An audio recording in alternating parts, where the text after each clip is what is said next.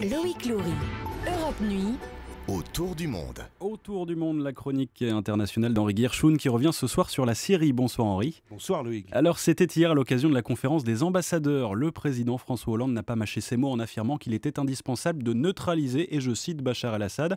Réaction immédiate de Damas qui a dénoncé l'ingérence flagrante de la France. Alors Henri, pourquoi cette escalade verbale entre Paris et Damas et surtout pourquoi maintenant ?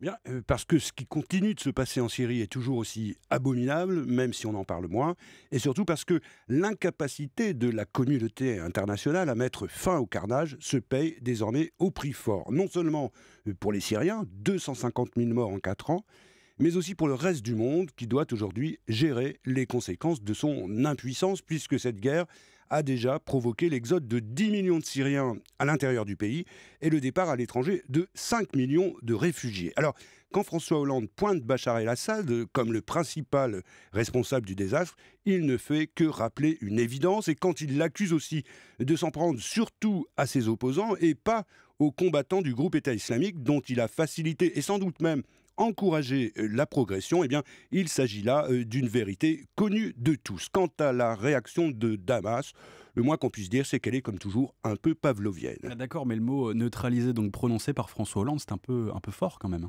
Peut-être, mais vous savez qu'en diplomatie, ce qui est important, ce n'est pas seulement ce qu'on dit, c'est très souvent aussi ce qu'on ne dit pas ou ce qu'on ne dit plus. Et là, il y a deux éléments vraiment nouveaux dans le discours du président français. Le premier, c'est qu'il n'a pas évoqué le préalable d'un départ d'Assad avant toute discussion, et ça, c'est un pas important en direction de la Russie. Le second élément, c'est qu'il a souhaité que tout le monde soit impliqué dans la négociation, tout le monde, y compris l'Iran, et ça, pour la France, c'est la première fois. En fait, François Hollande reste assez cohérent avec sa ligne, avec ses principes, et en même temps, il montre qu'il observe avec la plus grande attention que les lignes sont peut-être, comme on dit, en train de bouger. Mais vous venez de le rappeler, la guerre s'éternise, on ne voit pas très bien ce qui change.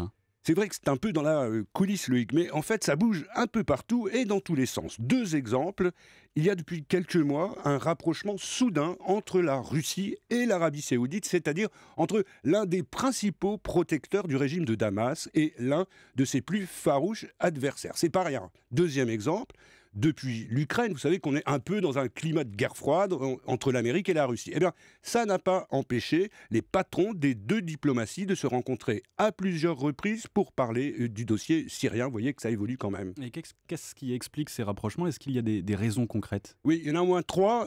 La première, c'est l'accord nucléaire avec l'Iran qui peut changer la donne dans toute la région.